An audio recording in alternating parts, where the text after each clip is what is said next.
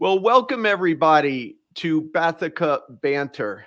And ladies and gentlemen, I cannot be more excited about our guest today. Our guest really today needs no introduction, but he's going to get one anyway. Our guest is Gerry Mccreadie of Mccreadie HVAC and Refrigeration Services, but most of you know him as the HVAC Know It All. So everybody, Gerry, welcome to Bathica Banter. Thank you for having me. And I like to, so I do want to make one correction. I'm not the HVAC Know It All. That's just the name of I know.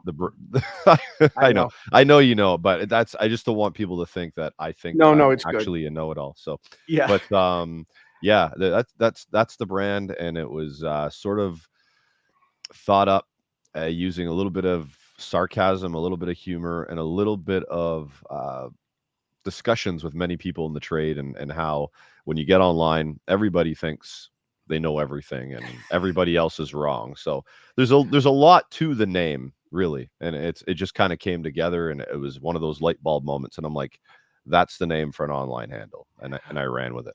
Well, we're going to talk in great detail about the HVAC know-it-all. But before we go there, Gerry, I like to start every interview with every guest the same way, and that is asking you to share with our audience your journey. What with the HVAC know-it-all aside, what got Gerry Mccreadie interested and into HVAC and brought you to where you are today? Share that with our audience if you would.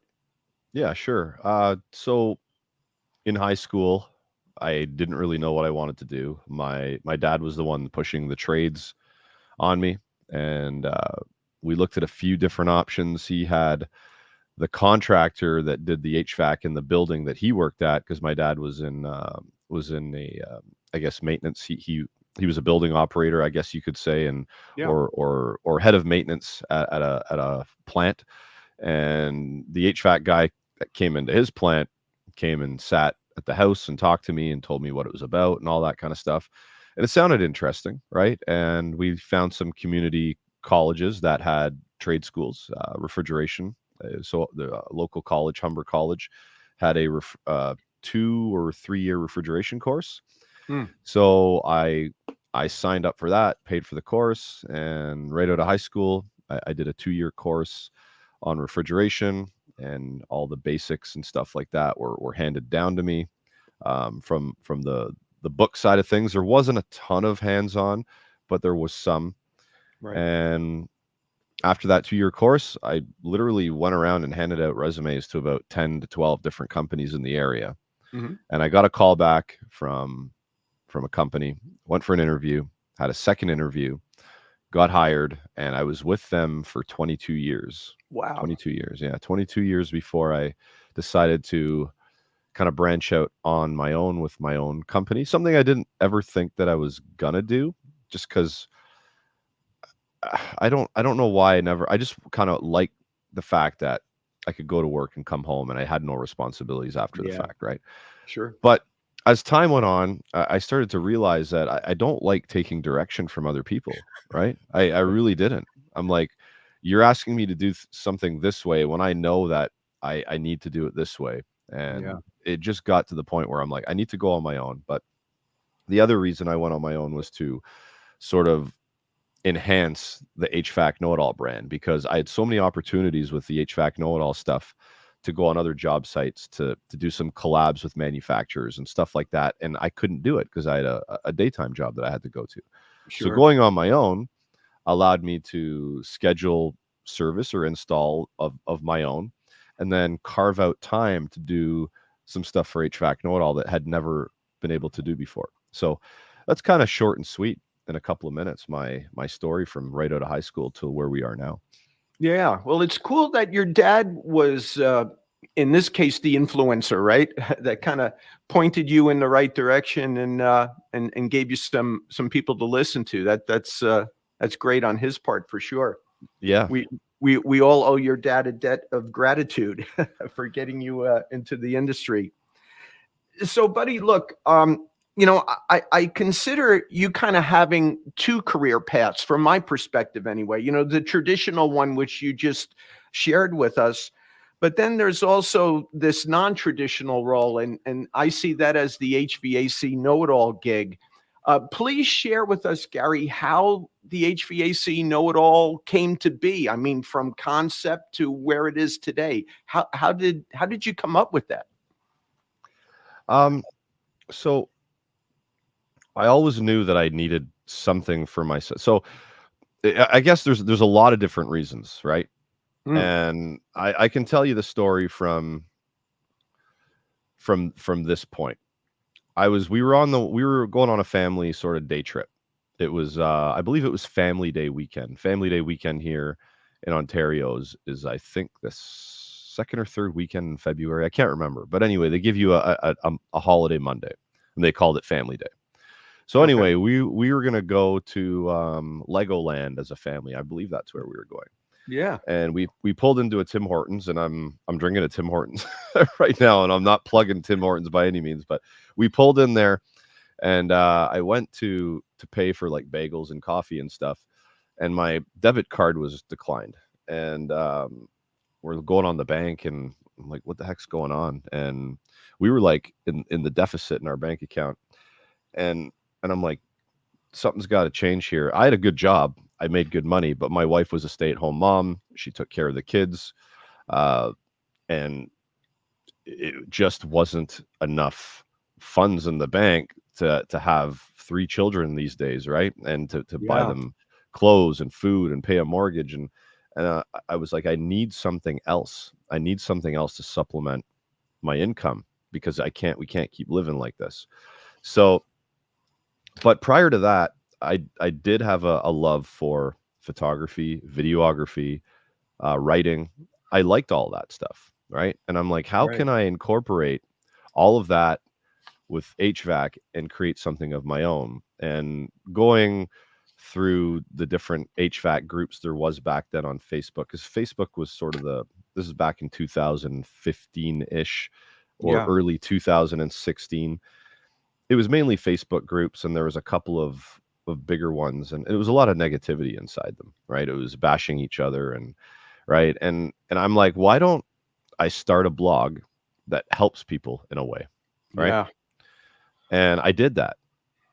So I had this kind of creative outlet. It's also kind of like a therapy outlet too, because as you're writing things down, you're getting it off your chest, right? In a way. Absolutely. Yeah. So that's how it kind of started, and I knew in the back of my head that it could turn into a business somehow. I just didn't know how it could turn into a business at that point, right? Right. So then I started to realize how this could happen. And the way it started for me is I was making a video on a specific tool and how to use it in the field and how to help find an actual problem. And some guy sent me a picture, and he's like, I just bought 3 of those tools from your video. And I said, wow. I Yeah. said, and I said, but I wasn't even trying to sell those tools. I was just showing you how to use it properly. Right. Right. And I'm like, that's when the light bulb went off. And I said, this is how I turn this into a business. Yeah. I reach out to the manufacturers and I say, listen, let's show people how to use your tools properly on a job, because there's a lot of people that don't even know how to use the tools correctly. And that education will be the selling point of your tool. Like, I'm not going to be a used car salesman and say, buy this now. It's the best tool ever for the Right. low price of this. That's not what I'm going to do. I'm not going to do that. But I will definitely take your product and I'll use it on my own job sites, and I'll show people how I troubleshoot with it. Right. And then it took probably hounding a couple of manufacturers, like a lot, emails, phone calls, voice messages, like, let's do this. And then it finally happened that a couple of them agreed to just send me a tool for free. And it turned out they liked the videos that I was making and the comments and the engagement. And they're like, okay, let's go a little bit further and talk some business. Yeah. And that's kind of how it all happened. And nowadays, I'm not really reaching out to many folks at all. It's people reaching out to me, Sure. and I on the weekly turn down people because they're just not a fit for what I want to do. So I tend Well, I, to I was go going to on, ask you, Jerry. Yeah, I was going to ask you, has there ever been a situation where um, you were given a tool and didn't like it, and as a result, did not engage with that company? Yeah, that's happened before. There's also been products that I there's manufacturers that I work with long term, and there's also products that I didn't particularly like either. Right. But I'm not doing reviews on the products. I'm not going thumbs up, thumbs down type thing. I'll show you how Right. to use it, and if you don't like the features of the product, you just don't engage with it type thing. Right. Right. Um, but there's if I do a review, if I use it on a job and I do like a video on it and I don't particularly like it, I just won't you just won't see it in my content again, Sure. right? You just Yeah. won't see it because I don't the way I feel this should be, and there's a couple of different reasons. Um, One is I like to go behind the scenes and go, okay, I use your product on a job. I made a video about it. These are the things that I think it could be improved upon before we start to show this again because there Right. are some problems with it. And then that kind of helps that manufacturer kind of go back to the drawing board. Okay, this stuff is wrong with it. And the other part of that is when I do make the video and there's people that are like not quite liking the features, they'll speak up, Oh, yeah. and these comments will be seen, and the manufacturer will take my input and the input of the audience and go, oh, sorry, Jerry, my head I pulled out my headphone jack by Yeah, no accident. problem. But they'll take my feedback and the audience's feedback and go, you know what, maybe there is something here that we need to fix. So in a roundabout way, it's not only am I showing people how to use these tools, but I'm also creating a bit of a consulting Yeah. side of it too, where we are trying to improve the tools, which in turn improves the industry and in turn improves a tech's day-to-day job out in the field, right? So Yeah. No, it's brilliant, Gary. Something very early on in your answer to that question, I want to go back to, and that is, when you put your debit card into an ATM and it was declined, or it was declined at the Tim Hortons, I guess you said. But as young people, we've all been in that situation, and I find it so fascinating and interesting that that was kind of what. It was the aha moment for you that, hey, I need a side gig. I want to talk about side gigs. I didn't know we would go here, and I just find that so interesting. My, Patricia and I's contracting business back in New York and New Jersey started off as a side gig. In fact, the name of the company was SJG Heating and Cooling, and SJG stood for Side Job Jerry. that's funny. Now, as it became my primary gig, that changed to Super Job Jerry. But yeah, I think so many of us, even later on in life, are juggling a lot of different balls, right? It's hard to make ends meet on any singular salary anymore, especially when there's family, there's children, uh, the mom staying at home to take care of the kids, that kind of thing. So I just find it so fascinating that that was kind of the spark that got you into the HVAC know-it-all kind of frame of mind. That's fantastic. Yeah, I mean, sometimes it takes it wasn't like rock bottom or anything, but it No, was no. like it was like wait a minute here.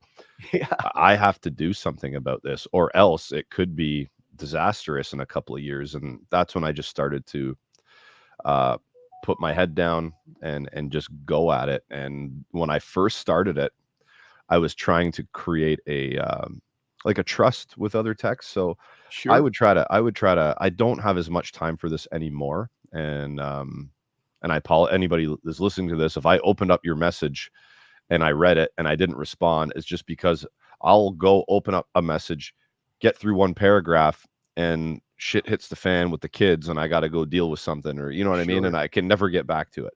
But in the Right. beginning, once the kids were in bed and everything, I would stay up till sometimes midnight or 1 in the morning, just Yeah. answering people back, trying to build that trust of other technicians that I actually knew what I was talking about, and I wasn't just some guy out there putting pictures online. Because I was getting a lot of heat in the beginning, Jerry. Like it was like, yeah, you think you're a know-it-all, nobody knows it all, and you're Oh, not even a tech. You're not even a tech. You're just an office guy out in the field taking pictures of stuff. And I was getting a lot of this in the beginning.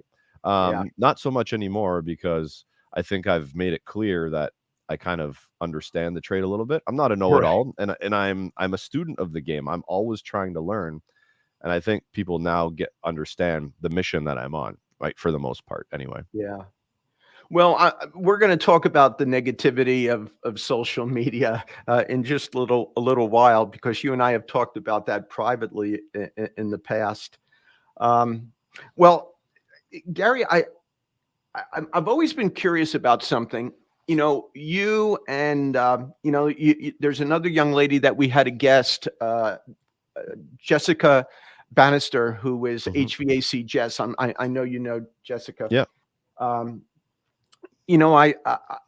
you guys are often referred to as influencers, Hmm. and I don't like to refer to you as such because, quite frankly, I don't know how you feel about that. I don't know if there's a good connotation or a bad connotation to influencer nowadays. So I want to ask you that. How do you feel about that moniker? Are you comfortable with it? Is it something you embrace or something you push back on?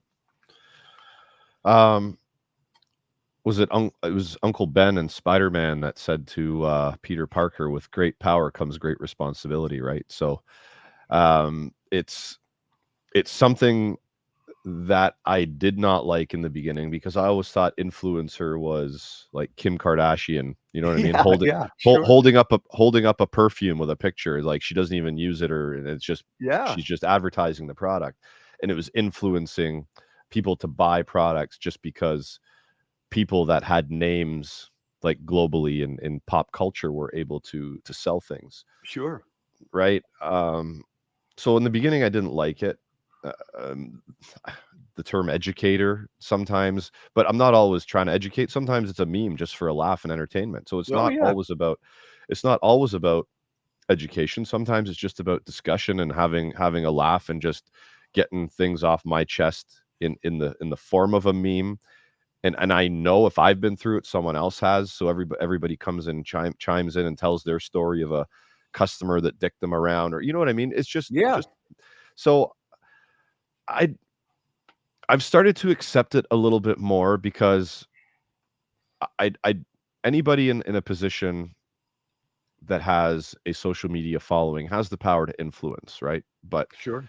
you have to use that influential power in the right way and not in the wrong way, right? You have to Mm, be very careful you don't lead people down the wrong path. And every single word I write and every single edit that I make in a video or a podcast is trying to put people down the right path. So I guess yes, in a way, influencer is a term that you can use, um, but I think there has to be an asterisk beside it when it comes to stuff like this because it's not um, the typical influencer where the name actually kind of derived from, right? sure, sure.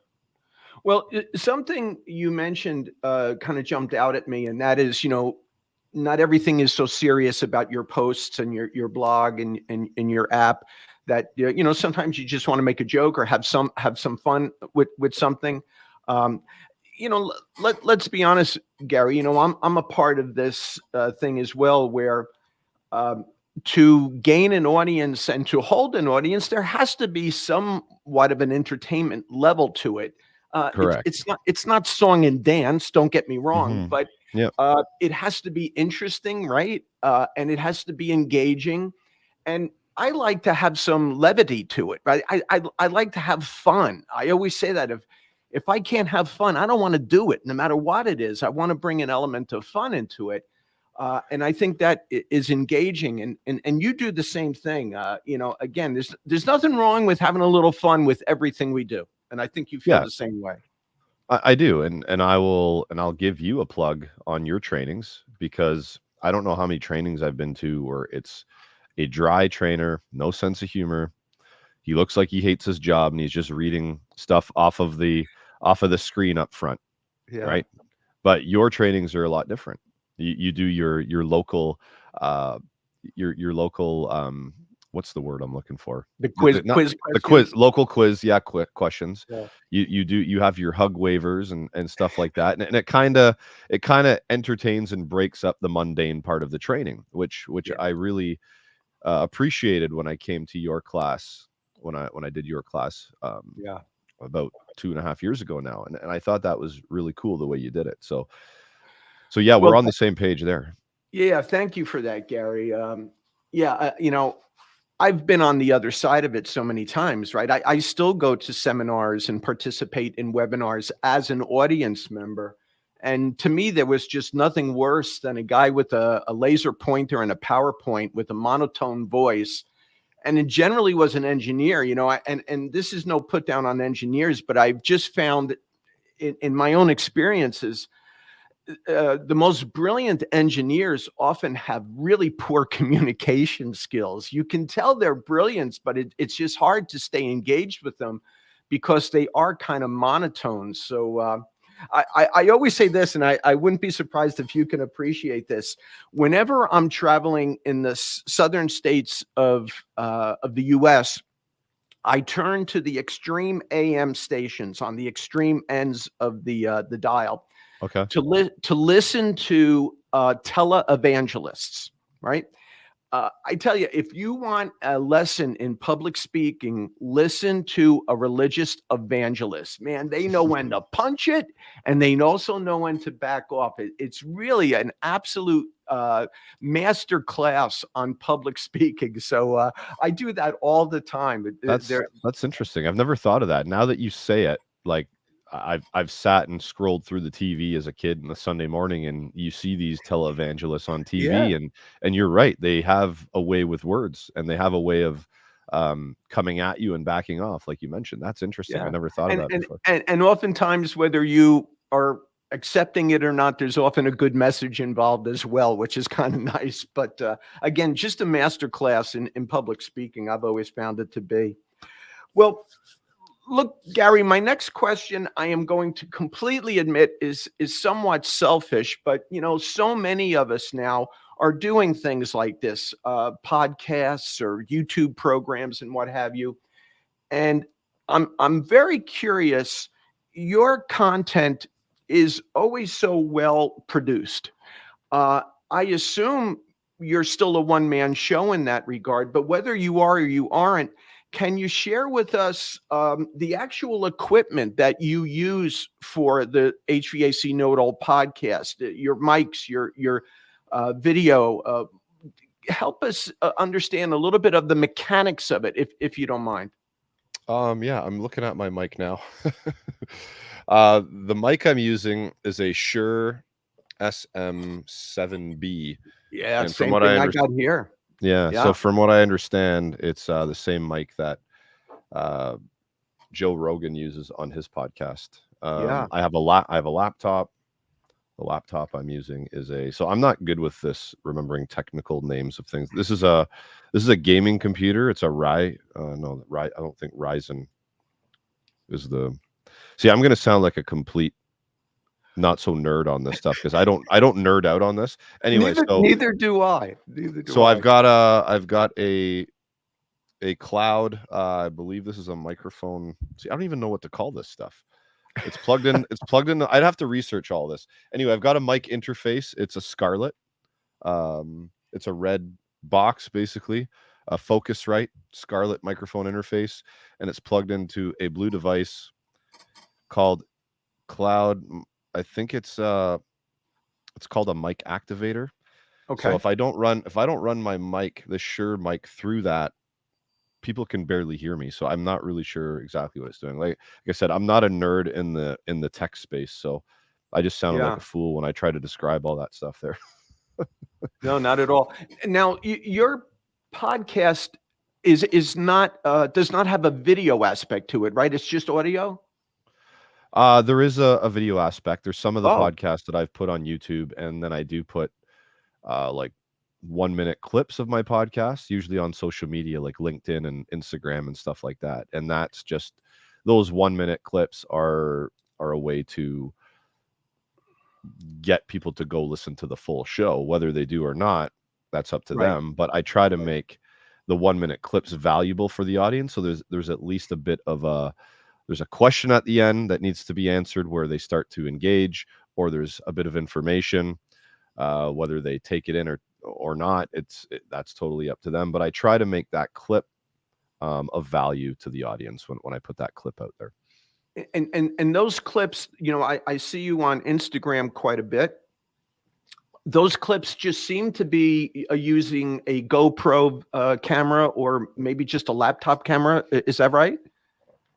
For the for my When you're in the podcast. van, most of your videos that I've seen anyway, you're kind of Oh, speaking literally from your truck. that's just my phone. Oh, okay. Yeah. Yeah, my phone has an excellent camera in it. I have a Samsung Galaxy S23, and the camera I is got the 20. yeah, the camera is phenomenal in it. Like, I've got friends, I'm not bashing. I've never used an iPhone. My kids have iPhones, but even when I was at the Jelly Roll concert that I was telling you I was at on Sunday, I Yeah. was zooming in and taking videos, and my friends with iPhones, their videos weren't nearly as good as it was with my phone. So I'm really impressed with the camera that I've got in mine. Well, in total disclosure, I will tell you, when I went to the Verizon store for this phone, I told them I want the phone that has the best camera. And yeah, every once in a while, I want to make a phone call. Yeah. The camera was the primary issue. And yeah, I Yeah. had the Samsung 20, Galaxy 20, I think is what it is. I know it sounds like yours is probably the newer iteration of it, but they are amazing for sure. Going back to the equipment that you have in your studio, I just want to share that what I use here, because I have 3 different cameras. There's 3 different camera positions, and that is I could move about as I just did because of an ATEM Mini Pro. It's made by a company called Black Magic. And when I first decided to do this program, I asked some people who I knew were already doing similar programs, and everybody kind of raved about this ATEM Mini Pro by Black Magic.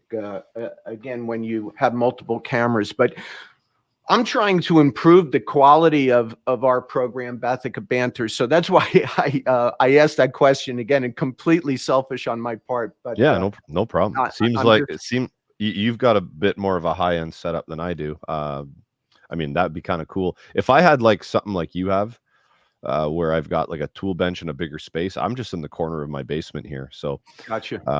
that's why in the beginning of the podcast it says recorded from a basement somewhere in Toronto, right? So It's real. yeah. Yeah, very very cool. So, Gary, something I've always been curious about, and never asked you until this moment, is prior to Mccreadie HVAC and refrigeration services, prior to your own gig, so to speak, you worked for someone. I never knew who that was. I was always curious about that. You never offered it, so I didn't ask. But where I'm going with this, I've always been curious. Your previous employer, how did they feel about the HVAC Know It All? Did they find it to be a distraction? Did they find it to be uh, something that they encouraged you with? Help me with that. Okay, so when I started it, it was it was 3 or 4 months in or so, because I didn't know what exactly how it was going to go. But Right. 3 or 4 months in, I'm like, okay, so this looks like it could be something because it's starting to grow a bit. I approached the owner of the company and I let him know. I said, just so you know, by the way, when I'm out on job sites, I'm recording some troubleshooting tips or whatever Right. on the roof. I'm not like revealing where I am. Like, Right. I'm not Right. the address and like the people. It's just the equipment that I'm focused on, right? And he just said, like, he's a very uh easygoing type guy. He doesn't even have social media, so he couldn't even see the stuff I was doing anyway. So he Okay. was like, "Oh, it says." He just says, "It sounds cool. Okay, go ahead. Like, no problem." Yeah. And that was kind of where it was. And every once in a while, it was kind of embarrassing. He would in the morning meetings on Mondays, he'd bring up my website on the screen and start talking, look what Gary's doing. And I'm like, "Oh," and I'd be closing my eyes and putting my head down. I'm like, come on, like, really? We're going to do this right now? So I still am very humbled in that way, where yes, I'll stand and make a video on a roof that could reach 100,000 people. Some of the, if it goes videos sometimes go viral and they reach over Yeah. 1 million, but in front of like an actual audience in front of me, and when I'm being put front and center like that, sometimes it's still a little embarrassing, right? I don't like to be front and center of anything, especially when everybody's pointing and staring right at me, right? So Yeah. it's very weird that way, right? It is interesting. I wouldn't have expected that, but now that you mention it, I remember when you came to my training event, I asked you before we started if you minded if I introduced you to the group, and you didn't want me to do that. And now I could understand why. I guess the polar opposite. I always say when I die, they should really examine my brain for many reasons, and one of them is because I am so much more comfortable in front of 100 people than I am in front of one. And Okay. I can't even explain really why. If I try to explain it, I just feel more in control when I'm in front of a large crowd. I can kind of steer the conversation, and generally I'm the person who knows more about that subject than the people in front of me. Generally, not always, but generally. But one-on-one, I'm very uncomfortable. Like, people will take me out to dinner after a training event, and they're expecting me to be that same funny, loud, kind of boisterous character, and that's not me. Yeah. So it's kind of interesting that Well, you fall into. I noticed that about you too. I noticed that you sort of put on your training character, Gerry Wagner, and then Gerry Wagner the person Yeah, a low key level is different. But I have, so it's weird though, because I can sit, you were at CMPX and we did a podcast together, and I can, if that yeah, whole audience was filled up listening, I could sit and do that, no problem.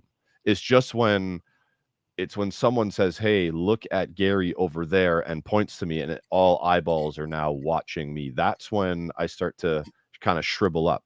But if it's sort of a gotcha. collective thing where everybody's involved in it, then I don't have a Yeah, problem speaking to 100 people.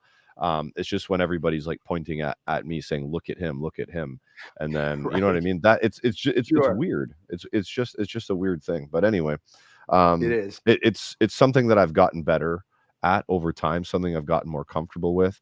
In the beginning, I couldn't watch my own videos, I couldn't listen to my own podcasts, but I had to, because I had to Yeah, get better, and I had to listen to make sure they weren't too many ums and ahs. And sometimes I listen to my old podcasts and I cringe. It's like, oh my God, is that what I sounded like? Right. yeah. And it's a journey to get better at this stuff, right? So No anyway, question. and No I'm not question. perfect at it. I just push my way through on a daily basis. Yeah. Well, you're pretty darn good at it. That's for sure. Um, okay, Gary, you started to go down this path a little bit earlier, and I want to come back to it, and that is the negativity of social media. You and I have had a few private conversations about this, and I will just say, from my own point of view, I am not thick-skinned at all. In all the training events, the literally thousands at this point of training events that I've done, I can actually tell you the city, the distributor, the name of the person who gave me a bad review. It sticks with me, and it eats at me, and these keyboard warriors, as I call them, on YouTube and Instagram, and I'm not on Facebook, and I someday I may eventually relent and do it, but I just find Facebook to really be kind of the It's wild, the wild wild west. yeah, I was about to say that. It's the wild, wild west of And and and, of and HVAC. yeah, Jessica Bannister described TikTok, which I guess is now called something else, X or whatever. No, that's Twitter. That's called X. Oh, TikTok is Twitter. still, yeah. Yeah, she described TikTok, I think she said, was the wild west as well. But anyway, this is where I'm going with this. You and I have been the subject of negativity on social media. And I'd just like to hear from you how you deal with it, if you deal with it at all, please. Yeah. So my skin has grown a quarter inch thicker since I started HVAC Know It All. I've Yeah, always been kind of the guy that there's a problem in front of me. Okay, we resolve the problem. It's done and over with. Let's move on. Okay, hold grudges or anything like that. right. I just, it's like water off a duck's back. But in the beginning, I took everything personally, right? And Yeah, I had to figure out how not to do that.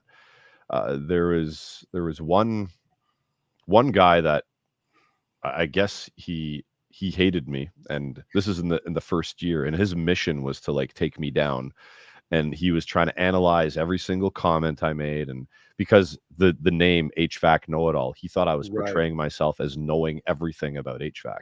So he right. was literally analyzing everything I did and try to take me down. So it got to the point where he ran his own Facebook group, and one day I started to get all these messages coming in through Facebook Messenger to my like personal inbox, and it was memes that people were making of me, and they're sending them to me, and they were memes of like they weren't nice. They were like Yeah, they were trying to like um well, they were very negative towards me, right? sure. And I didn't know why I was getting all these. I'm like, what's going on here? Yeah. And then somebody sent me a message, and they said, hey, listen, just so you know, this is what's going on. I don't agree with it, and I wanted to send it to you so you knew. And it was a Facebook group that I got blocked from, so I couldn't even go in and see what was happening because they Oh, blocked me. So this guy decided that he was going to create a contest, and the contest was to create a meme of me, send it to me, take a screenshot to prove that you sent it to me, and then you'd be entered in a contest to win a Milwaukee drill bits, oh, right? jeez. Yeah, so it got pretty wild where I started to message people back and saying, "Listen, if this continues, there's going to be some legal action going on because Yeah, this is actual harassment, right?"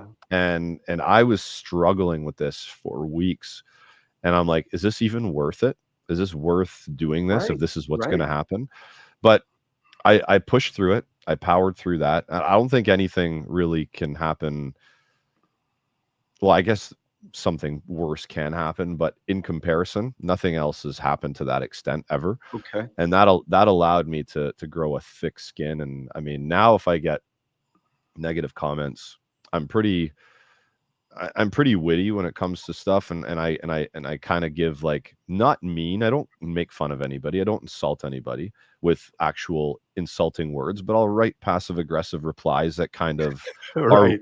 are witty and kind of makes them feel silly for even writing what they wrote in the first place, right? Yeah, So that's yeah. kind of how I respond to it, and I use humor now to respond to negativity that makes me laugh, and it makes my audience laugh too. And then the other person, all they do is get angrier and angrier and angrier, and I just get nicer and nicer and nicer with my comments. Beautiful. And Yeah, that's when they start to move along because they know they can't get to me, right? yeah. That's beautiful. As Wow. soon as as soon as they know they get under your skin and you're replying back, "Oh, you're a dick. Meet me in the parking lot. We're gonna fight." Then Yeah, it's like, then they've got you.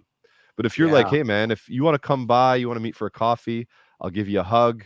We'll shake it out." You know what I mean? Let's yeah. do that, right? And then I'll put like a little smiley face, stuff like that. I know that gets under their skin, and eventually they leave because they can't take it anymore. What are they gonna do, right? It's So brilliant. It's brilliant.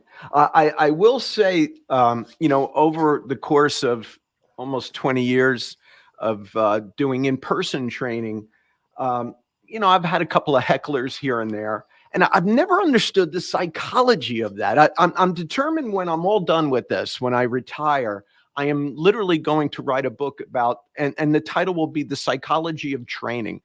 And something I'm still working to understand is someone sitting there for 4 hours, because my curriculums each are 4 hours. So the person, the audience, they're making a commitment. Why you would waste 4 hours of your valuable time if you think I'm such a jerk, if you think I know nothing, why would you hang in there for 4 hours? Do you think so little of your own time? I've never understood that point of view. But going back to the heckler, and I think it goes to what you just said, how you handle the negative comments by responding with a positive comment. I engage hecklers, and that's generally what they do not want, right? They think they want to be the center of attention, but when you literally give them the stage, they wilt. They literally retract. Yeah. Even physically, you could kind of see them physically deflate, and they shut up. So I've kind of learned that trick the hard way. But well, I admire your ability to thicken your skin. I'm 63 years old, and my skin still ain't thick. Uh, and this will be aired on YouTube. And for many, many years, I did not engage the comment section on YouTube. I couldn't deal with it. I wouldn't allow anybody to make a negative comment, or a positive comment for that matter, Yeah. on my work. And Guillaume, who Guillaume Clee, our CEO, our president at Bathica, he has convinced me in the last few episodes to open up the comments, and I'm happy to say the few comments there've been, they've been positive, and that's great. But I guess I'm setting myself up for somebody to really nail me in the comments coming soon. But yeah, I kind of look at the comments, dreading what I'm about to read. I Hmm. still, it's still not good for me. But anyway, it is what it is. When I asked Jessica Bannister, HVAC Jess, about it, she had an interesting point of view. She says, I just don't own it. It's, that I just don't accept it.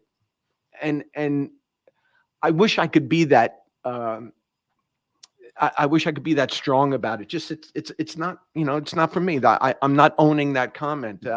I'm 63 years old. And I'm still trying to get there, Gary. Though, Gerry, there's a lot of, if you know how to take the positive out of the negative, you can actually better yourself from some of the comments. Not everybody is out there to I guess there's comments out there that just are just like, what in the world is this person saying? But there's Yeah. comments out there where people will go on a rant, and maybe a line in that rant, you'll go, wait a minute, maybe they're potentially right about something, and maybe I can fix that going Yeah. forward. No So question. you gotta, it's like watching, I would say it's like when you're training to become an HVAC tech. If you're with the best technician all the time, you can learn a ton, but you can also learn a ton by being with the worst technician and just Yeah. watching what not to do, Yeah. right? So you can No, always no, no. learn things from negativity as long as you're able to cut through the bullshit and see what could be there for you to better yourself on, type thing. You know what I mean?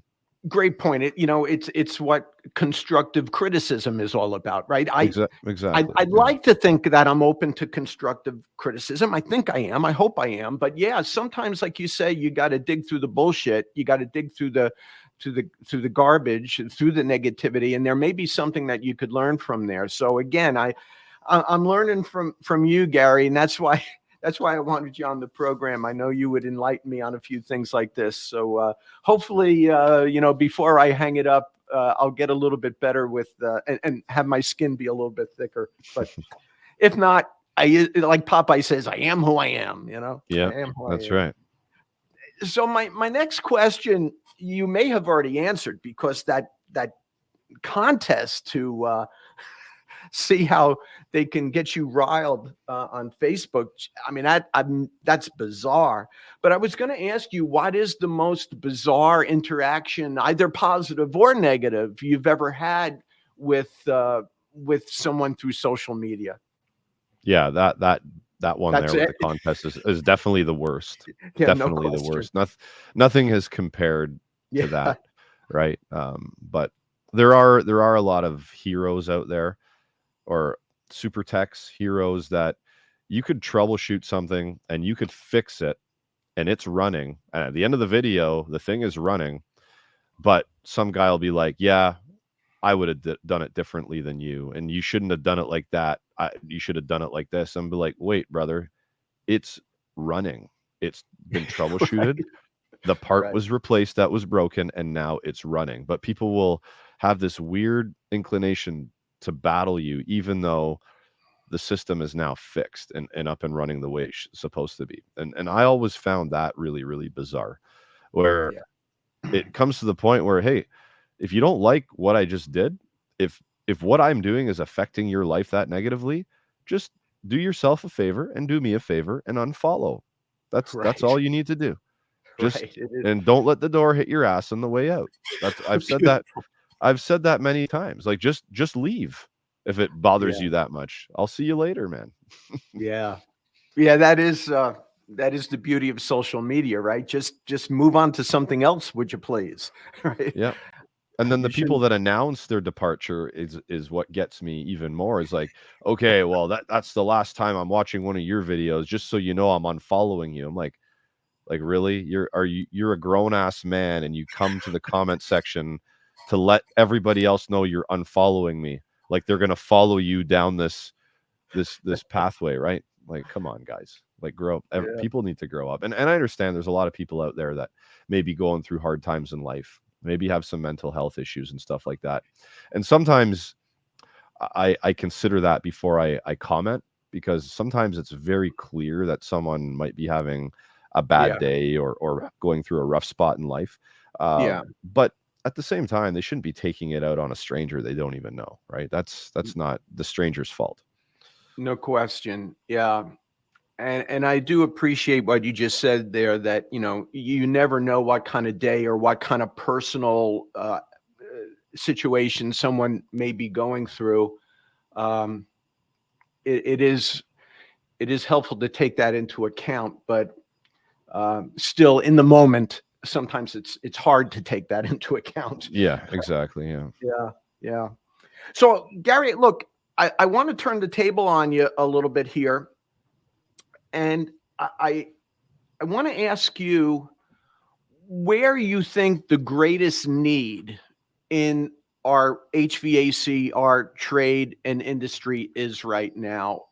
What what aspect, what technology, what personnel problem, what issue, uh, in your opinion, is something that needs to be dealt with quickly for our industry and trade to continue to grow? What do you think on that? I know that's a really wide open question, but have at it.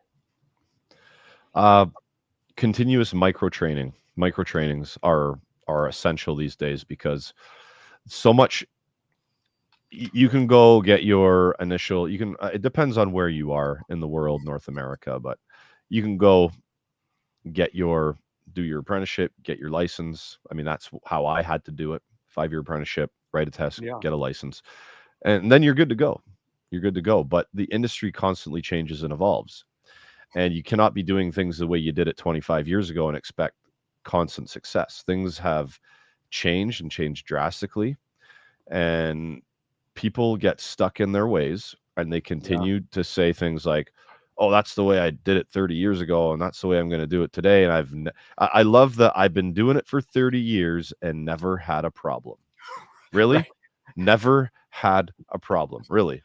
Is that Well, right? my answer to that is always define problem. Yeah. So continuous micro trainings that bring you up to speed, right, on the latest of what's happening. Like there's still technicians out there that will fight you on how nitrogen brazing doesn't make a difference. Well, Yeah. I mean, all you got to do is braze one set with nitrogen, one set without, cut it open and look inside the pipe, and that Right. will tell you lots. And there's techs out there that still refuse to do it. That's the way I did it 30 years ago. It's worked for me this long. I'm not going to change. Right. So But if they got in front of a classroom, and in that classroom there was, uh, I guess, a show and tell of plugged valves, a cut open filter dryer, all these things that are plugged up with this copper oxide, and this is how we avoid it from happening, then why don't we do this, guys? Like, it will Right. avoid callbacks. It'll avoid you having to go back on a warranty issue and spending your own time to fix a warranty issue. It'll avoid all that kind of stuff, right? So continuous micro training, even on heat pumps, Gerry, like as far as well as I do, Mm, heat pumps, inverter technology, cold climate heat pumps can do a wonderful job heating in cold weather, mm, right? But there are right. texts online that will still say heat pumps are useless below 35 degrees Yeah. Fahrenheit, right? Yeah. Because they haven't been brought up to speed on the latest technology, and they'll fight you on it, Yeah. right? So constant micro trainings need to be had in order to bring us, yeah, to bring us up to speed on what's going on, so we're more knowledgeable. No, it's brilliant, Gary. Yeah. And it's funny about, misinformation about heat pumps. Unfortunately, I even see it on a governmental level. The premier of Alberta, Danielle Smith, I actually saw on a LinkedIn video not all that long ago. Yeah, heat pumps are great, but they don't work in Alberta. I can give you this heat pump. We'll give them out all over here in Atlantic Canada, and I think if you accept this, then it'll be even Steven. What do you say? They don't work in Alberta. We get below minus 25. I don't think they're actually going to work. What? Miss Premier, please let me explain something to you. I actually did try to reach out to her. Of course, I got no reply. But yeah, and the micro training, I agree with you, but it needs to even go beyond our HVAC technicians, right? I have found, you brought up heat pumps. The general public needs to be educated on the value and the capabilities of heat pumps, and that's a whole thing unto itself, right? Yeah, I mean, when we had all the rebate programs going on here, people would call me and ask me about them, and I would try to educate them. And I don't think they understood a word I was saying, Yeah. right? Because the average homeowner they don't really get it. They want a box in their basement or wherever it's installed, and they want it to heat and cool, and that's all they care about. How much is it Right. going to cost me? Is it going to heat? Is it going to cool? How much is it going to cost me? Well, Exactly. I can put in a heat pump system for 15, 16 grand, or you can get a furnace and an AC for 9 or 10 type thing. You know what I mean? Yeah. Well, what are my savings going to be and all? And I'm like, gee, like, you'd have to look that up. I'm not going to go through all your bills and do all your math for you. Like, you're going to have Right. to go figure some of that out yourself. So, I mean, but the end user is, because there's a lot of campaigns out there now, and let's do HVAC better, let's teach better, let's install better, let's service better. But what we're not talking about is the handcuffing that happens from the customer base. Mm, It takes time to install properly. It takes time to service properly. That yeah. education needs to be there. But if you're educated and fully armed with the right tools, the right education, you're doing your heat load, your heat loss calculations, and all that kind of stuff. But the customer does not want to pay you to install correctly. What do? You still got to Right. put food on the table. Right. So Right. you're gonna take whatever pays, right? Right. And at the end of the day, if that system is not designed right, it's not set up right, because you do not have the time, because the customer has handcuffed you financially to do all that right. What is a technician or what is a company owner supposed to do that's just trying to keep their techs busy, put food in their mouths and put food on their own plate and put clothes on the backs of their own kids, right? Yeah. It's not talked about enough as how handcuffed we're being from the customers, right? Yeah, no question. It brings me back to my contracting days again when Patricia and I, for 23 years, owned and operated our business out of New York and New Jersey. You know, um, like so many of us, when I was younger, I wanted every job. I no matter what the situation, no matter what the customer's frame of mind, how they wanted it done, or how much they were going to pay, I'm all in. I never wanted to walk away from a job, and I'll be very honest with you.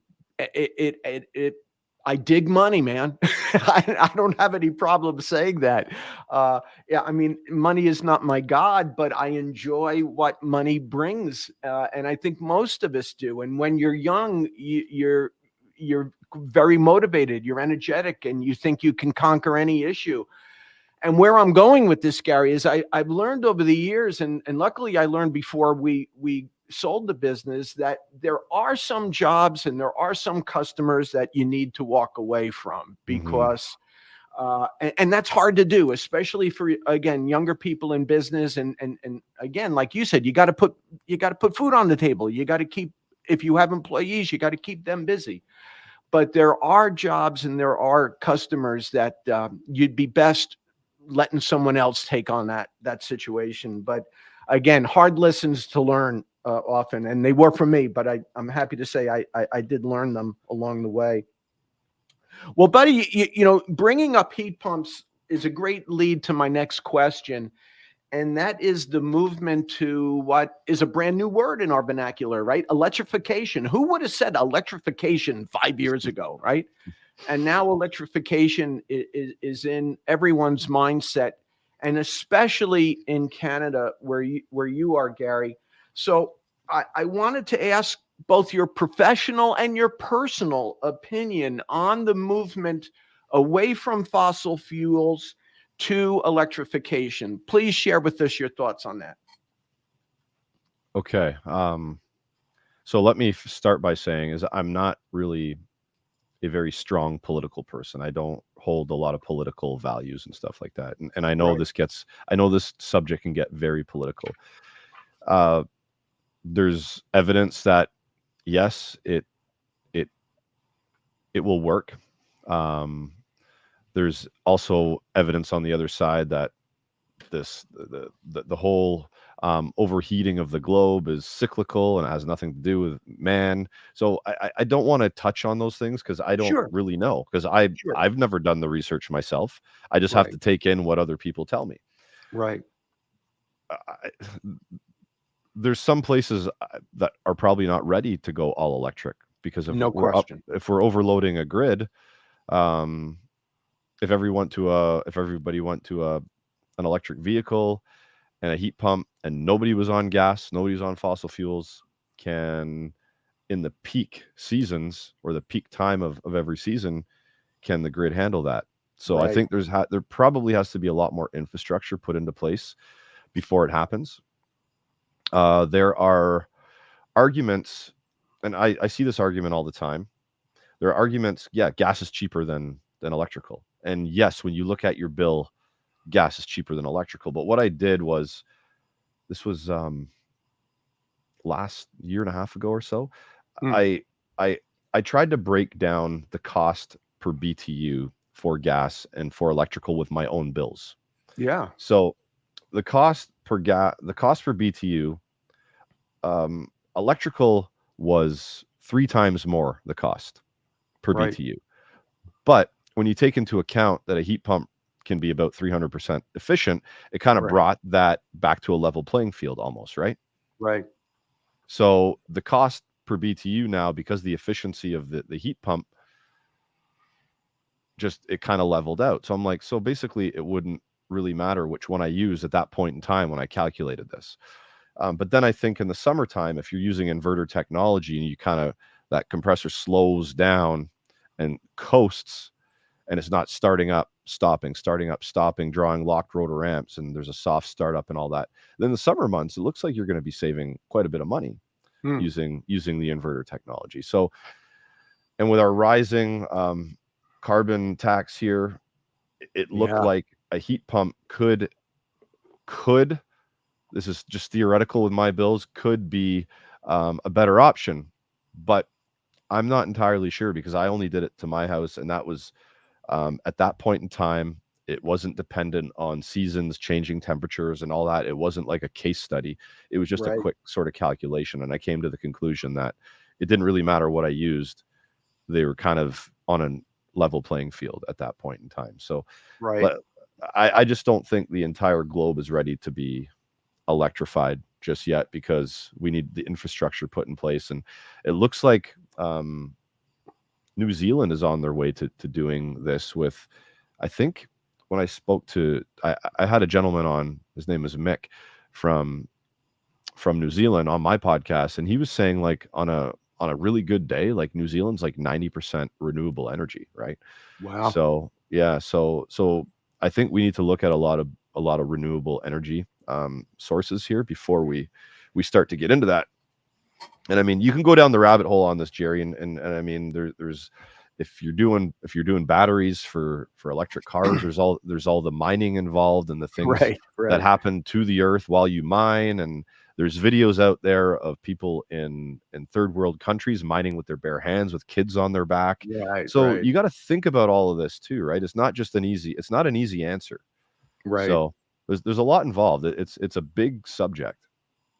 Yeah, no question. And, it's also the answer is also different regionally. Like, again, I mentioned Alberta earlier. Well, in Canada, Alberta is where natural gas and oil comes from, right? And to force Albertans to go heat pump and to tax fossil fuels so heavily, um, is a burden. And of course, Danielle Smith, the premier there, would say an unnecessary burden that Ottawa puts on Alberta. So, yeah, there are so many sides to this, and again, there's regionality to it as well, if that's a word, regionality. It's not a universal answer for everyone, to say the least.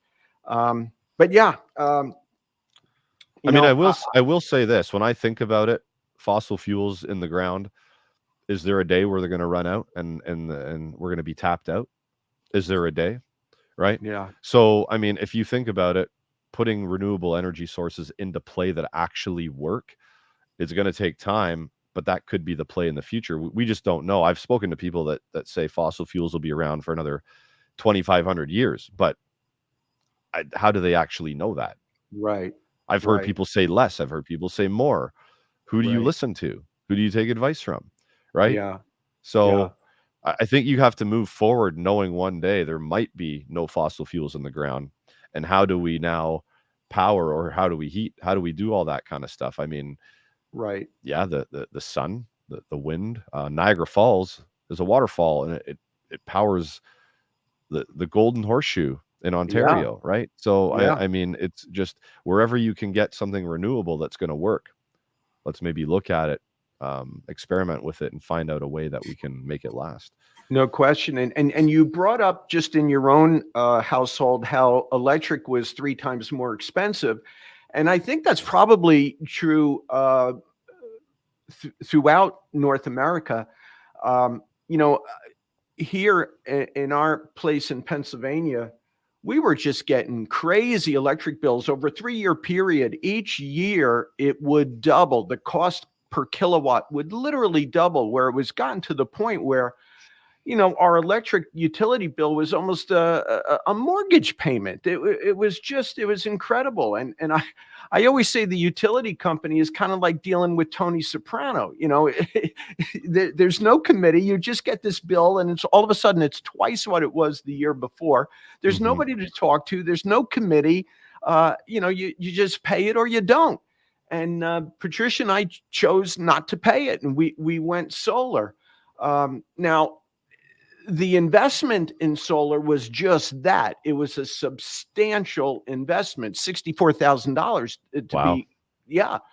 Um, Now, 20 of that came back to us in the next year as far as the federal income tax rebate, which was wonderful. So you can say out of pocket was 44,000. But the beauty of it all, and I am such an advocate for this now, is we don't have an electric bill, Gary. In fact, we are working off of a credit at this point with our utility company. And in fact, every quarter we get a check.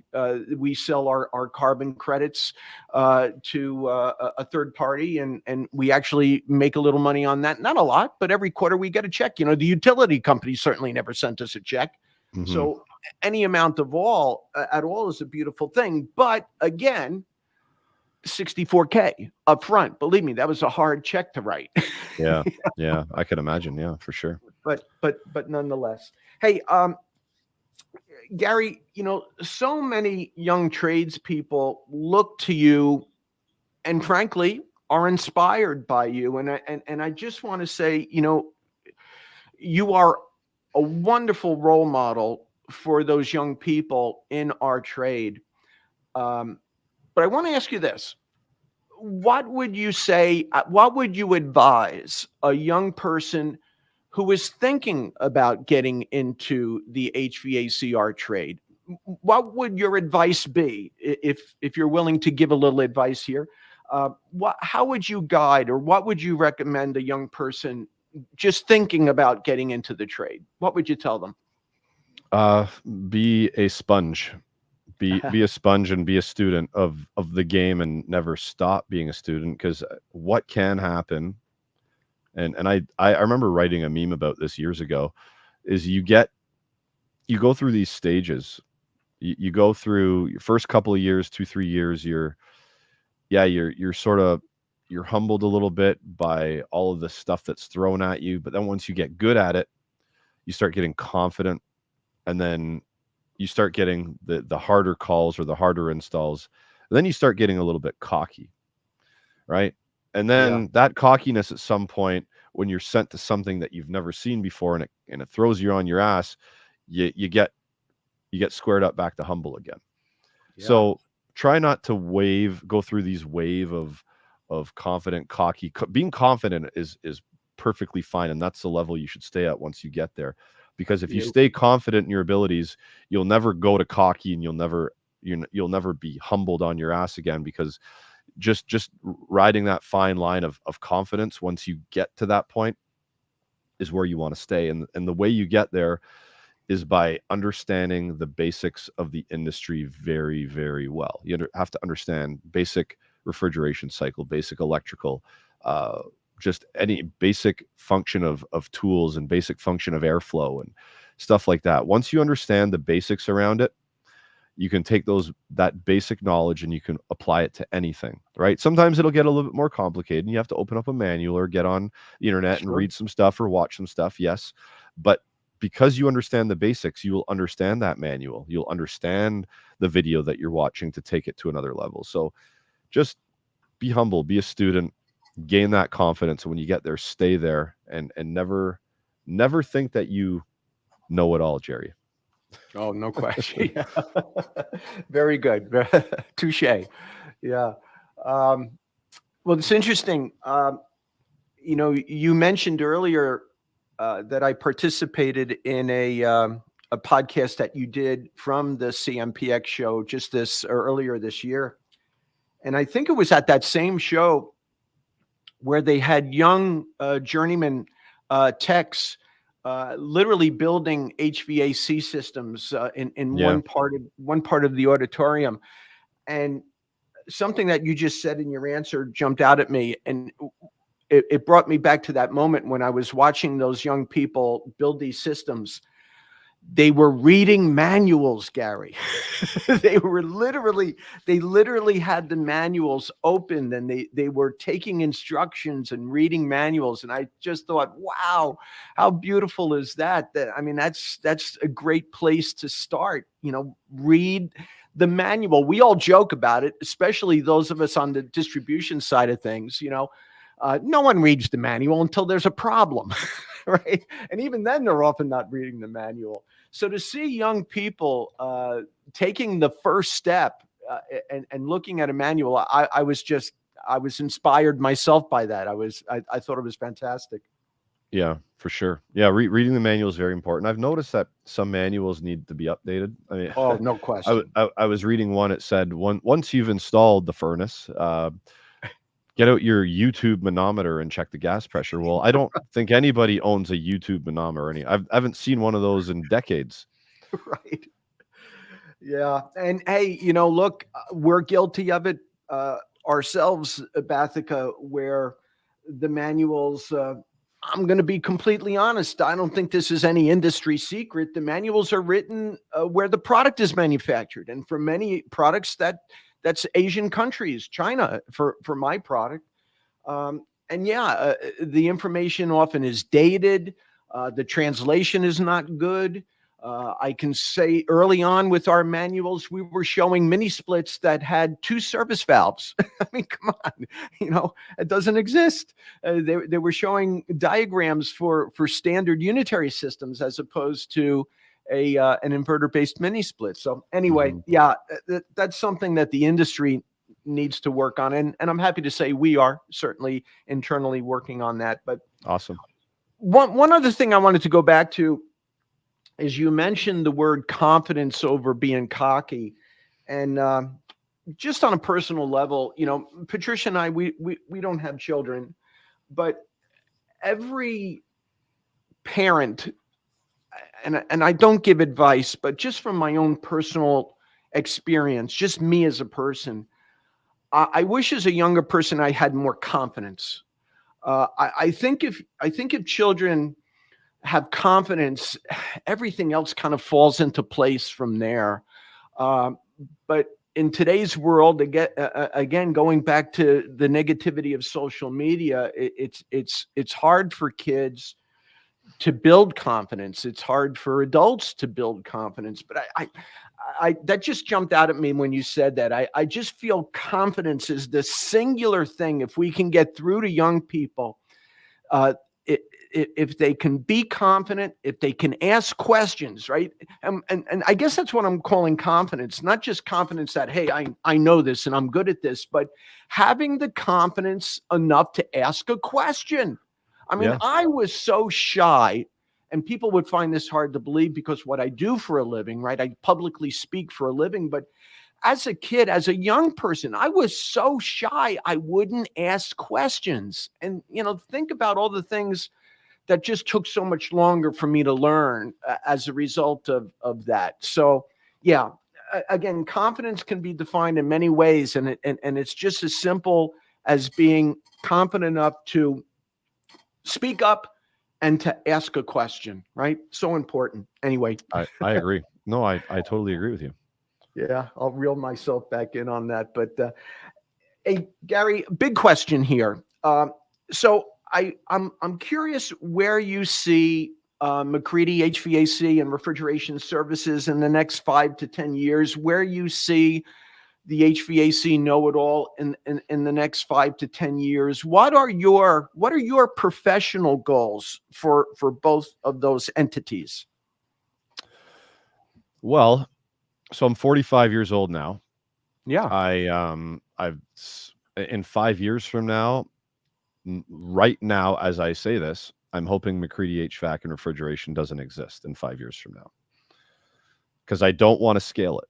I only started that to pair with HVAC Know It All to create more opportunities, and it just ends up that I'm starting to get busier and busier doing commercial service projects. Yeah. Being a one-man show, it's difficult at Oh, times because it's hard to do an install by yourself. yeah. If I don't want to hire anybody and I don't want to be responsible for them gaining 40 hours a week and stuff like that. So Yeah. my main focus is HVAC Know It All. That's my main focus. Mccreadie HVAC has now become a side hustle. HVAC Know It All was the side hustle. Yeah. Now Mccreadie HVAC is a side hustle to HVAC Know It All, and it's the two come hand in hand. But I've got about a 5 year plan where I plan to go balls to the wall, work really really hard for the next 5 years, and at that point, I've got some things in play that I want to take HVAC Know It All to, right, and not have to get on the tools anymore and fix things. Right. I'll still go to job sites, but Sure. I'll go to job sites under the HVAC Know It All name, and I'll work along other technicians to expose parts of the industry.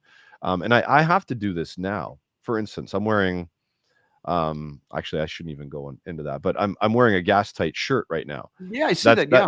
that has nothing to do with today or what. I just threw it on because it was the first shirt that I saw that it was available, right? And Right. Right. I've got all kinds of manufacturer shirts.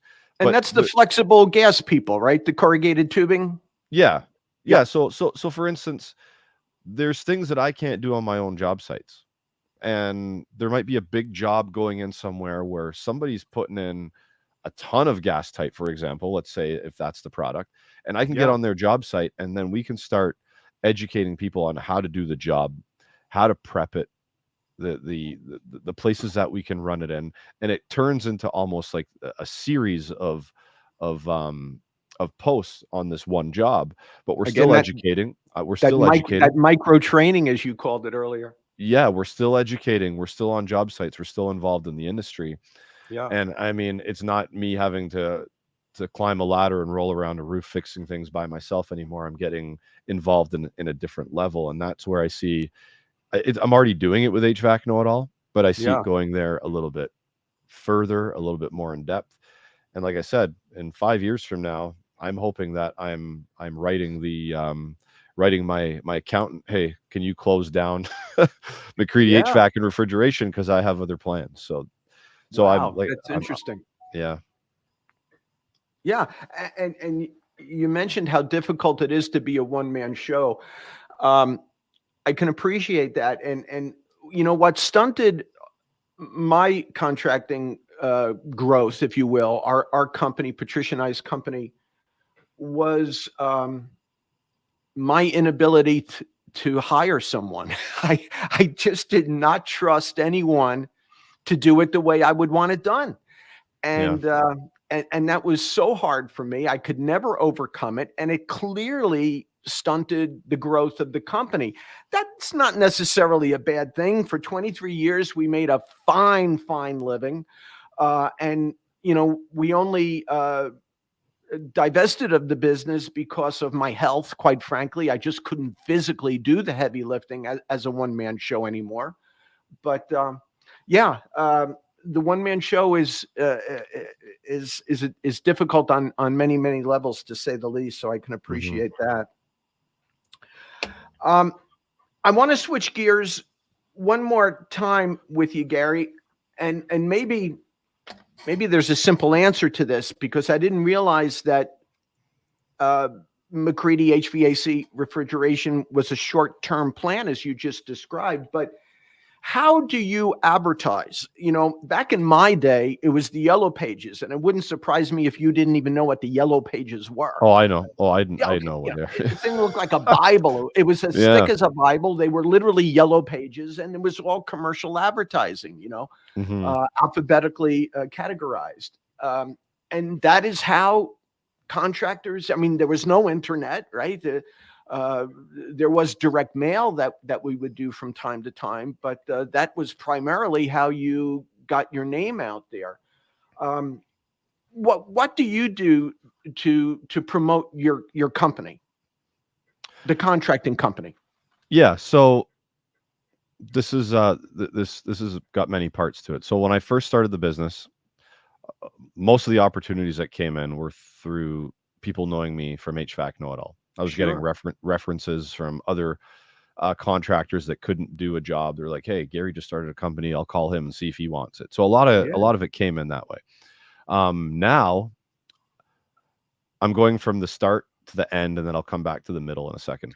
So now Okay. I don't really promote the company because I have I do most of my work is commercial service work, and it's fed from a larger commercial company that's got a ton of work, a ton of young techs that are not as experienced as I am. So I get a lot of work from them. Hey, can you go look at this? Can you go look at that? And I can call them on a Monday and say, hey, next Monday I need to fill my week, and they'll pretty much be able to do it for me, fill my week, Nice. Yeah. because they're booking 2-3 weeks out for service on a lot of Yeah. things. So most of my work is done that way. It's being a subcontractor to other larger companies, and I enjoy it because they're not my customer, they're their customer. So I'm not Right. technically on call. I'll go Right. do the work they've asked me to do, and I'll follow up and continue the work until it's done. But if a call comes in on that piece of equipment a month later, 2 months later, for whatever reason, I'm not the guy that's going. It's their on-call techs that are going. So Yeah. that's kind of a sweet little niche of the industry that I sort of figured out. And Yeah. there's lots of opportunity for one-man shows to get on board and do stuff like that because of the lack of experience and technicians we have coming into the trade. Now, in order to promote a business, and I wanted to do this locally, but I found after promoting my business locally, I didn't like a lot of the work that was coming my way. I found people Oh, were cheap. They weren't going to pay me what I thought I was worth to do the job. And these right. are mainly residential customers. So the way I did this is I got a website for the business, and I got a Google business account. So when people search me, it comes up in the area. So there's a website, the Google business account. I got Facebook, I got Instagram, I got all that kind of stuff, and I had the guy that built my website do a bunch of SEO, search engine optimization, Mm, really gearing it towards the local area. So when people search, my name comes up as one of the top people nice. in the area. So that's Yeah. that's the way that you can do that. And I mean, the other way that I found I generated a lot of work was to put out a targeted ad on Facebook. So for instance, if I put out a targeted ad today, which I'm not going to do this year, the last couple of years I did it, I had a deal on furnace cleanings or furnace inspections, I should say. And I Yeah. would target the area, just pick all the towns surrounding me, and that would go out. And then the phone would start ringing, or I'd start getting messages through Facebook Messenger. And that's how I generated a lot of business in the beginning, was through Facebook targeted ads, just paying Facebook, targeting the ads to the area, and just waiting for the phone to ring or someone to Yeah. message me. And it really did start to generate quite a bit of business. So you got to use the tools that you have in front of you. You might have to pay a little bit of money, but that's fine. I mean, if you're willing to throw a couple $100 at a Facebook ad, it could turn into a $12,000 install 2 days later, right? So Yeah. Well, so but something I'm interested in. You mentioned search engine optimization. I've always been curious about that. I think anybody who has a website gets bombarded with these search engine optimization people or companies, and I've often wondered how legit that is. But it it's sounds very, like, very legit. Very. yeah, interesting. So I've done it with HVAC Know It All. So I have a guy that I use for it. Like, it's the guy that built my websites, and HVAC Know It All. We did it. I wrote a post on the refrigeration cycle. So I said I want to get this to the top 5 in Google for that particular subject. I don't think it is now, but it was then when we implemented all of these tactics. Google's Yeah. recently changed up how they view websites now and how they rank them, and I think that Right. affected it. They're more video based now. They're looking for a lot of video content to start Yeah. ranking. But when we did this, it was in pair with the way Google looked at websites and how they ranked. So I got him to. It costs a fee, but he like some high end backlinks. So your article has got to end up on some other pages that are very relevant to Right. HVAC, and those backlinks help. And there's a bunch of stuff that I don't really understand. You got to Right. optimize the article properly for Google to Yeah. notice it, right? The paragraphs got to be short. Your headings have to be there. There's a certain formula to writing an article for Google to say, hey, this is a very good article. We're going to rank this. And I would say after doing that and paying the fee, that article was ranked in the top 3 for a good year and a half, Wow. just from that. And I was skeptical with it as well until we did this. And I'm like, so this stuff does really work. So if Wow. you have a person that's doing it correctly and not just taking your money and not doing anything on the back end, it does work, but it's got to be done right. Yeah, interesting. I remember you actually, because I have submitted articles to you over the years, and you actually schooled me at one point about how to structure it so that Google would it would be more friendly, if you will, Yeah. to Google. So yeah, a lot to know.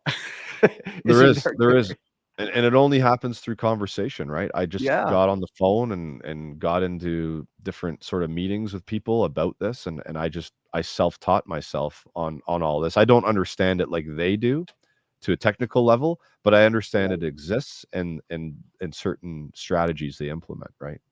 Yeah, very cool.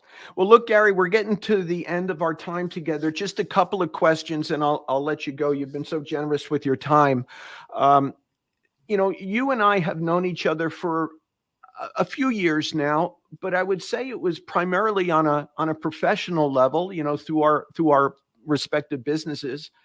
I don't know much about you personally, and I was wondering if you would share with our audience a little bit about you, your family, what is turn-ons, what hobbies. Just give us a little insight into Gary the man. All right, so I'm sort of like a homebody. I'm That's kind of who I am. I like to come home at night after dinner, just hang out and watch movies or TV on the couch. But my life has become super busy Yeah. these days. We have a lot of I got 3 boys. They're all I say my youngest one does basketball on Saturday mornings, and my other 2 are now in competitive travel soccer, one of them who I coach. And Wow.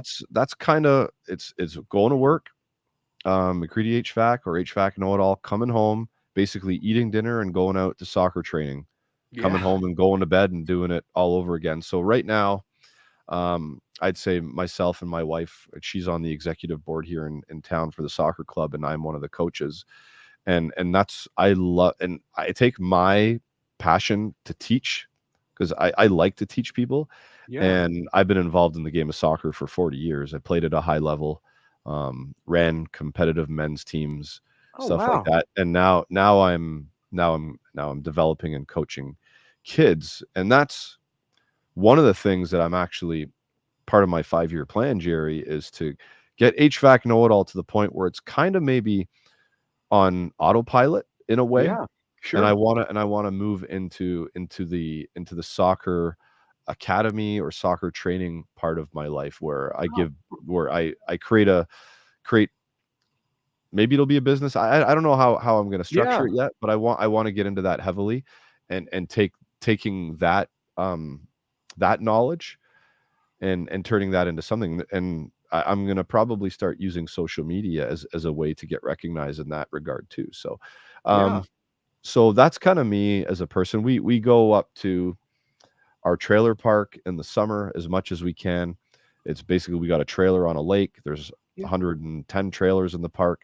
We have a lot of really good friends up there and a lot of campfire parties and shenanigans that go Nice. that should not be spoken of again. But I mean, we have a close group of friends that we like to stay in contact with and hang out with whenever we can.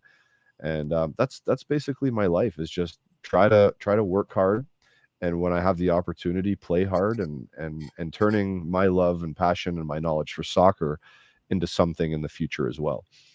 Well, it sounds like a wonderful and a beautiful life, Gary. And this is what I love about doing this show. I always learn something about the guest that I did not know, and I did not know your passion for soccer. Yeah. If I were to had guessed, of course, I would have said hockey, right? But Yeah, well, football is the actual term for it. I mean, right, yeah, that's what it's called all over the globe. It's only in the United States that it's called soccer, because you guys have right, football, which the rest of the world would call American football. So, right, uh, right. anyway. Well, that's fantastic. Well, Gary, we have come to the end of our time together. And one last opportunity I want to give you. If you've ever seen the program, you may know that at the end of the program, I have a little segment that I call Jerry's Pick of the Month. And it's just an opportunity I give myself to share with the audience something that I've discovered over the last 30 days. Generally, it has nothing to do with HVAC. I'm a documentary nut, so of late it's been a documentary that I just found fascinating. But I've also, since we changed the program to Bathica Banter, I've been offering our guests the same opportunity to share with the audience something that you have discovered recently that was just a super turn on. and you want to share with everybody. So please, to that end, what do you got? Super turn on. Interesting. Well, so I guess I told you that I went to a Jelly Roll concert, Yeah, right? yeah. I also went to a Limp Bizkit concert about 3 or Oh, 4 months ago. So, and I say this because all the other concerts that I've been to in my life, I've been dragged to by my wife. And it's not someone that I particularly enjoyed, right? It's someone that she likes and drags me to right, with her friends or whatever. So right. I've actually the last 2 concerts I've been to, I've actually thoroughly enjoyed because I enjoyed the artists and they put on really good shows. So I've actually started to enjoy concerts now because I Nice. enjoy the artist. So I think and I enjoy comedy. Like we went to Russell Peters' show uh, about 6 months ago or so, and that was a good night out too. So I enjoy going out to venues and watching comedy or concert or musical if it's someone I enjoy, and it's with people that I enjoy being around. That's something that I've kind of will probably do a lot more of going forward. Beautiful. No, great recommendations for sure. And Limp Bizkit, boy, that's a kind of a blast from the past. Definitely. Fred Durst has got he looks like Fred Santa Durst, Claus now. yeah, He looks like Santa Claus now, big white beard. But I'm telling you, on stage, he hasn't lost a beat. He probably did all his mainstream songs at the concert, which is fine, which because I haven't heard in years, right? yeah. And it was just a really well done concert. So I was Interesting. impressed. Yeah. Yeah, very cool. Well, Gary, my friend, I cannot thank you enough for your generosity of your time this morning.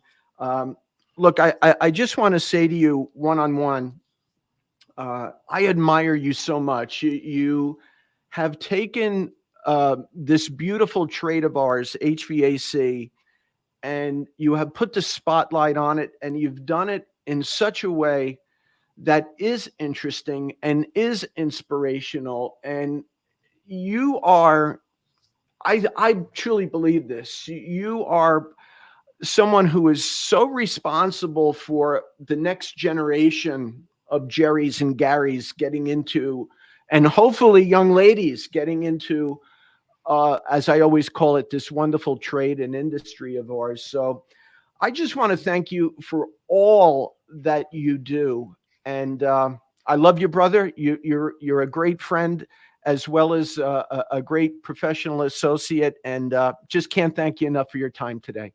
Hey, Jerry, right back at you, man. What you're doing with your trainings and stuff like that is really helping and teaching a lot of people. So, and the way you do it is something to be recommended as well, or Well, commended. I meant to say, but for, also recommended. well, thank you for that. Yeah, no Uh, problem. yeah. Okay, buddy. Well, again, thanks so much. Have a great week, and talk to you soon. I hope, buddy. Thanks, Jerry. Well, I can't thank Gerry Mccreadie enough for that great conversation. Such an interesting cat, huh? Um, to have taken HVAC as a trade, and as I mentioned to him at the end there, really put a spotlight on it, inspiring young people to get into the trade. I so admirable, so honorable, and so thankful I am to have Gary as a friend. Okay, well, it's time for Jerry's pick of the month, and I'm going to do something quite different with my pick this month. And this time it's going to be an app, and the app is called U Version, one word, U Version, and it's the Holy Bible.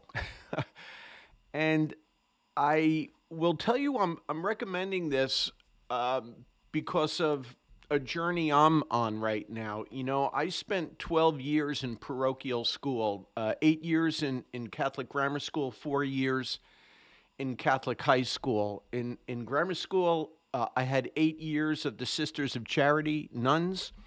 And in high school, I had 4 years of the Azavian brothers. And not once, people, not once in those 12 years where was I ever encouraged or instructed to open up a Bible and read it. Isn't that strange? I never thought of it at the time. Priests and nuns and brothers would preach to us what their interpretation of the Bible was, but never were we handed a Bible and allowed to read it on our own and make our own judgments. So that's what I'm doing now, quite frankly, and I'm finding that I am learning.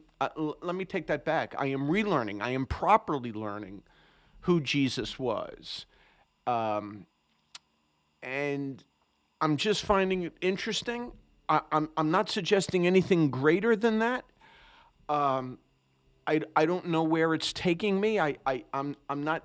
I was going to say I don't have a specific goal with it, but I do. My specific goal is to hopefully give me some additional tools that I've already developed on my own to deal with. How can I put this politely and lightly? To deal with hard times that I've had to deal with in the past, and really in retrospect didn't feel, and not that I didn't feel, I did not have the proper tools to deal with them. And I think faith, I see people with great deep faith. I have people around me, people who I love, friends and even business associates that have such great deep faith, and I admire it so much because I see how they can use that faith and depend upon that faith and lean on that faith in difficult times. And I'm just looking for tools, people. And why not read the Bible? It's the best-selling piece of literature of all time. It's been taken off the bestsellers list because it would be there every week, every month, every year. And why not take a close look at it? That's how I felt about it. That's how I feel about it. And that's what I'm doing. So this app, YouVersion, the Holy Bible, allows me to listen to the Bible in a nice voice. You can kind of pick the voice you like to read you the Bible. And it's just a little bit easier to understand as well how it's given to you in this app. And I just find it really, really helpful. I'm literally going through the different sections of the Bible as it would appear in the Bible. I'm just doing that because that's how the app gives it to you. And every time I leave the app, when I sign back on, it picks up where I left off, which I like very much. And I'm listening to it mainly during windshield time, right? During long drives. I want to start listening to it on planes. Of course, you have to have the internet capability when you're on a plane, and you could purchase that. I do that from time to time. But anyway, I highly recommend YouVersion. Go to the App Store and either just write in the Holy Bible or YouVersion, or both, YouVersion Holy Bible, and you'll see it come up, and I highly recommend it.